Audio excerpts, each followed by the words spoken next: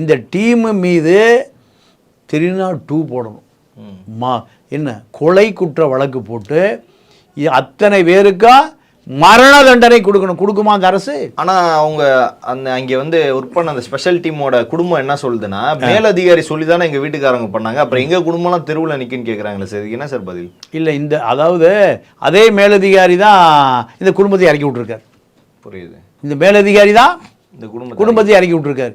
மேலதிகாரி ஒன்றும் பண்ண வேண்டாம், போலீஸ் சங்கம் மட்டும் வைக்க சொல்லும், வேற ஒன்றும் பண்ண வேண்டாம். இந்த இத்தனை 6 பேருடைய குடும்பத்தை அதே அதிகாரி இறக்கி விட்டுருக்காருல, இவங்களுக்கு ஒரு பாதுகாப்பு வேணும், போலீஸ் சங்கம் வச்சுக்க சொல்லு.